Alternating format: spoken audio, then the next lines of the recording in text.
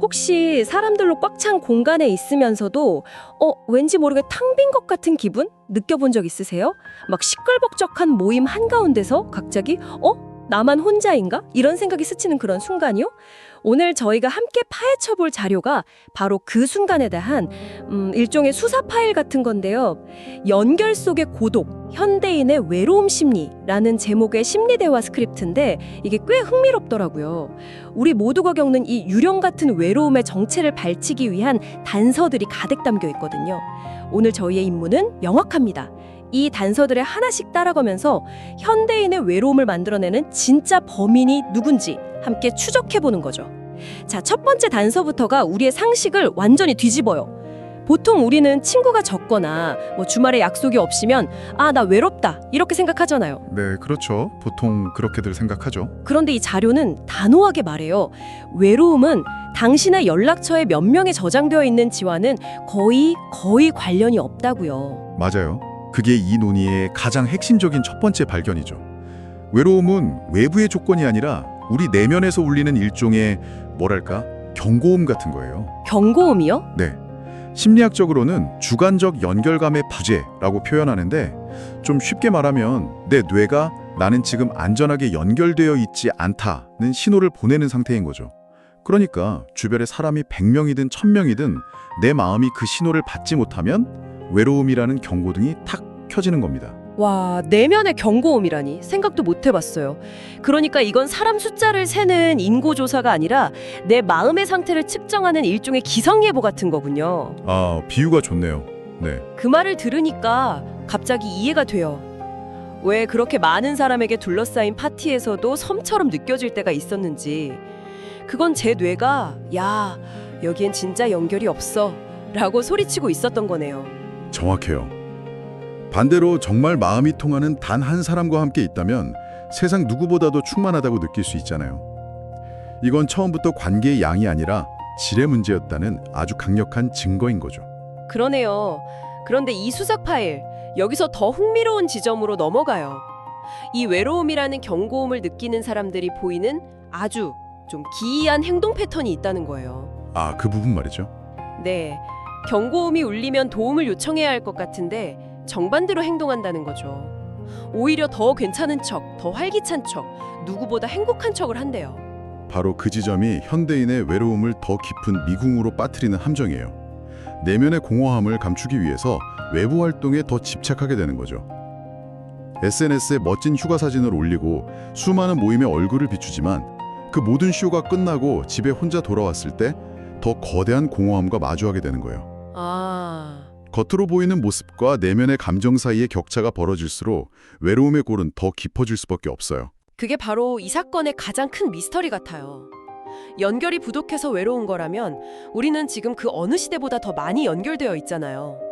스마트폰 하나만 있으면 지구 반대편 친구랑도 영상통화를 할 수 있는데 왜 우리의 내면 경고음은 더 시끄럽게 울리고 있는 걸까요? 연결이라는 약을 계속 먹고 있는데 왜 병은 더 깊어지는 거죠? 그게 바로 이 자료가 정확히 지적하는 디지털 시대의 역설입니다. 정서적 결핍의 역설이라는 개념으로 설명할 수 있는데 소통의 양은 폭발적으로 늘었지만 그 안에서 실제 감정이 오가는 정서적 교환의 질은 수직으로 추락했다는 거죠. 잠깐만요. 정서적 교환이라 그러니까 좋아요 100개에는 정서적 칼로리가 거의 0에 가깝다. 이런 말씀이신가요? 와, 그거 아주 완벽한 비유인데요. 맞습니다. 우리가 SNS에서 주고받는 좋아요, 이모티콘, 짧은 답글들 이게 칼로리는 높은데 영양가는 하나도 없는 정크푸드랑 똑같아요. 아, 정크푸드. 네, 그걸 계속 먹으면 배는 부른 것 같은 착각이 들지만 우리 몸은 서서히 영양실조에 걸리게 되죠. 우리의 정신도 마찬가지예요. 이런 피상적인 상호작용은 연결되어 있다는 일시적인 포만감을 주지만 정작 우리 영혼의 허기는 전혀 채워주지 못해요. 아, 이제 알겠어요. 오히려 더 심각한 문제를 낳겠네요. 정크푸드를 계속 먹다 보면 진짜 건강한 음식이 뭔지 잊어버리는 것처럼 얕은 연결에만 익숙해지다 보면 깊은 관계를 맺는 법 자체를 잊어버리게 될 수도 있겠어요? 맞아요. 이렇게 많은 사람과 연결되어 있는데 왜 내 마음을 알아주는 사람은 한 명도 없지 하는 고립감만 더 커지는 악순환이네요, 정말. 바로 그거예요.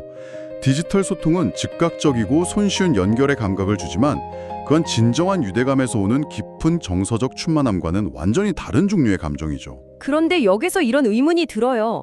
어떤 사람에게는 그 디지털 연결이 유일한 생명줄일 수도 있잖아요.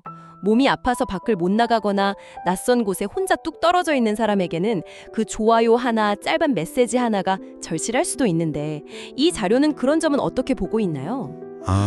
아주 중요한 질문이에요. 물론 자료도 그 점을 간과하지 않아요. 당연히 그런 상황에서 디지털 연결은 사막의 오아시스처럼 소중할 수 있죠. 그렇죠. 문제는 그게 유일한 수분 공급원이 될 때 발생한다는 거예요. 오아시스는 위급할 때 목을 축이는 곳이지 평생 살 수 있는 장소는 아니잖아요. 네. 디지털 연결에만 의존하게 되면 우리는 깊고 안정적인 관계를 통해서 얻을 수 있는 정서적 영양소를 계속 놓치게 돼요. 결국 장기적으로는 더 큰 결핍 상태에 빠질 위험이 커지는 거죠. 알겠습니다. 응급처치와 근본적인 치료는 다르다는 거군요. 이 정서적 영양실조라는 개념이 아까 이야기했던 그 기이한 행동, 즉 외로움을 숨기는 행동과도 연결되는 것 같아요. 영양실조에 걸렸으면 배고프다고 말해야 하는데 왜 오히려 나 지금 최고급 만찬을 즐기고 있어 라고 거짓말을 하는 걸까요? 그 이유를 이 자료는 고립의 낙인을 피하기 위한 인간의 본능적인 생존 전략이라고 분석해요. 생존 전략이요? 저는 그냥 자존심이나 체면 문제라고 생각했는데요. 그 정도로 심각한 건가요? 네, 생각보다 훨씬 깊은 문제예요. 인간은 사회적 동물이잖아요. 아주 먼 옛날 우리 조상들에게 무리로부터의 고립은 곧 죽음을 의미했어요. 혼자 남겨지면 맹수의 공격을 받거나 굶어 죽을 확률이 압도적으로 높았죠. 그래서 우리 DNA에는 무리에서 소외되면 안 된다는 아주 강력한 경고 시스템이 각인되어 있는 거예요. 와, 전혀 생각지 못한 관점이네요. 그럼 나 외로워라고 말하는 건 원시 시대에 나 무리에서 낙오됐어, 나는 약한 개체야 라고 외치는 것과 같은 신호로 뇌가 받아들일 수도 있다는 거군요. 바로 그거예요. 외롭다거나 도움이 필요하다는 말이 내가 이 경쟁적인 사회에서 제대로 기능하지 못하는, 그러니까 매력 없거나 부족한 사람이라는 신호로 해석될까봐 두려운 거죠. 그래서 외로움이라는 내면의 경고음을 필사적으로 끄고 겉으로는 나는 괜찮아, 나는 이 무리에 속할 자격이 충분해 라는 걸 증명하려고 애쓰는 거예요. 어쩌면 가장 크게 웃고 있는 사람이 사실은 가장 필사적으로 구조 신호를 보내고 있는 걸지도 모릅니다. 그 말을 들으니 좀 소름이 돋네요. 이제 모든 조각이 맞춰지는 느낌이에요. 우리가 왜 타인의 SNS 속 완벽한 모습에 속으면 안 되는지, 그리고 우리 자신의 외로움을 실패나 결함으로 여길 필요가 없는지도요. 네, 그건 그냥 도움이 필요하다는, 연결이 필요하다는 지극히 자연스러운 신호일 뿐인데 말이죠. 맞아요. 하지만 사회적 낙인에 대한 두려움이 이 자연스러운 신호를 억누르게 만들고 결국 모두가 각자 고립된 섬처럼 외로움을 혼자 감당하게 만드는 그런 비극적인 악순환이 반복되고 있는 거죠, 지금. 자, 그럼 지금까지의 수사 결과를 한번 정리해보죠. 외로움의 범인은 혼자 있는 상태가 아니었어요. 수많은 디지털 연결은 오히려 공범이었고요.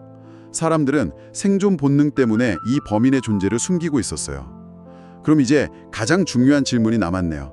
이 지독한 범인을 잡을 수 있는 진짜 해결책은 뭘까요? 이 자료가 제시하는 해결책은 놀랍게도 인맥을 넓혀라가 아니었어요. 네, 오히려 그 반대에 가깝죠. 자료는 관계의 양을 늘리려는 모든 노력을 멈추고 오직 질에만 집중하라고 말해요. 수십 명과 얕은 인사를 나누는 것보다 단 한 명이라도 내 모든 것을 보여줄 수 있는 깊은 관계를 만드는 것이 외로움 해결에 압도적으로 효과적이라는 거죠. 한두 명과의 깊은 유대감이라 그 깊이라는 게 정확히 뭘 의미하는 걸까요? 그냥 친하다는 것과는 좀 다른 느낌인데요. 여기서 이 자료가 제시하는 가장 중요한 개념, 정서적 안전감이 등장합니다. 정서적 안정감? 네, 말은 좀 어려워 보이지만 아주 간단해요. 내 가장 약하고 부끄러운 모습을 솔직하게 드러내도 이 관계는 절대 무너지지 않을 거야 라고 느끼는 감각이에요. 정서적 안정감. 생각해보면 우리는 대부분의 관계에서 갑옷을 입고 있잖아요. 그렇죠. 좋은 모습, 유능한 모습, 강한 모습만 보여주려고 하죠. 실패한 이야기, 불안한 마음 같은 내면의 약한 살을 드러내는 건 정말 큰 용기가 필요한 일이니까요. 맞아요. 바로 그 갑옷을 벗을 용기를 낼 수 있게 해주는 환경, 그게 바로 정서적 안정감이에요. 그리고 이 안정감이 느껴지는 관계 안에서 우리는 비로소 가면을 벗고 진짜 자기 자신으로 상대방과 만날 수 있게 되죠. 이런 관계에서는 좋아요 수백 개, 짧은 메시지 수천 개로는 절대 채울 수 없는 깊은 연결감과 소속감을 느끼게 됩니다. 바로 그 순간 외로움이라는 경고음은 저절로 꺼지기 시작하는 거죠. 그런데 단 한두 명과의 관계만으로 그게 정말 가능할까요? 세상은 넓고 우리를 힘들게 하는 일은 너무 많은데 그 한두 명의 존재가 이 거대한 외로움을 막아줄 방패가 될 수 있을지 솔직히 조금은 회의적인 생각도 들어요. 좋은 지적이에요. 하지만 한번 이렇게 생각해 보세요. 거친 폭풍우가 몰아치는 바다에서 수백 개의 약한 밧줄에 묶인 배와 단 하나의 강철 닷을 내린 배 중에 어떤 배가 더 안전할까요? 당연히 강철닷을 내린 배죠. 바로 그거예요. 정서적 안정감을 주는 관계는 우리 영혼의 강철 닷과 같아요. 영혼의 강철닷. 나의 가장 연약한 부분까지도 믿고 맡길 수 있는 안전기지가 있는가 없는가, 그게 핵심인 거죠. 그 기지가 있다면 우리는 언제든 그곳으로 돌아가 재충전하고 다시 세상으로 나아갈 힘을 얻을 수 있습니다. 와, 영혼의 강철닷이라니 정말 와닿는 비유네요. 결국 우리가 외로움을 해결하기 위해 해야 할 일은 밖으로 나가서 새로운 사람들을 막 찾아다니는 게 아니었군요. 네, 아니죠. 오히려 안으로 돌아와서 지금 내 곁에 있는 단 한 사람과의 관계에서라도 이 정서적 안정감이라는 닷을 어떻게 더 깊이 내릴 수 있을지 고민하는 거였어요. 나의 갑옷을 아주 조금씩 벗어 보이는 노력, 그게 시작이겠네요. 정확합니다. 그 대상이 가족이든 오랜 친구든 연인이든 상관없어요. 중요한 건 내가 먼저 용기를 내서 내 마음의 문을 아주 조금 여는 거예요. 나 사실 요즘 좀 힘들어 라는 그 솔직한 말 한마디가 그 어떤 화려한 파티보다 더 강력하게 우리를 연결해 줄 수 있습니다. 오늘 긴 수사 끝에 우리는 외로움이라는 사건의 전말을 거의 파악한 것 같습니다. 혹시 지금 이 순간 외로움을 느끼고 있다면 그건 결코 당신이 부족하거나 잘못됐기 때문이 아니라는 점을 꼭 기억해 주셨으면 해요. 네, 정말요. 오히려 수많은 얕은 연결을 강요하는 이 시대를 살아가는 우리 모두에게 울리는 지극히 정상적인 경고음이라는 걸요. 그리고 이 자료의 마지막 메시지가 저는 특히 기억에 남아요. 외로움은 결핍의 증거가 아니라 오히려 더 깊고 진실한 연결을 갈망하는 우리 마음이 보내는 건강한 신호라는 거예요. 신호. 네, 배가 고프면 밥을 찾듯 마음이 외로우면 진정한 연결을 찾아 나서라는 우리를 더 나은 곳으로 이끄는 내비게이션 같은 거죠. 외로움을 병이 아니라 내비게이션으로 본다니 정말 따뜻한 시각이네요. 마지막으로 이 질문을 당신께 던지며 마무리하고 싶어요. 오늘 나눈 이야기들을 바탕으로 당신의 관계지도 위에서 정서적 안정감이라는 닻을 조금 더 깊이 내릴 수 있는 곳은 어디일까요? 거창한 계획은 필요 없어요. 단 한 사람과의 관계에서 당신의 솔직한 감정을 1%만 더 용기 내어 표현해보는 작은 시도. 그 작은 변화가 당신의 마음에 어떤 단단함을 가져다 줄 수 있을지 한번 생각해 보시는 건 어떨까요?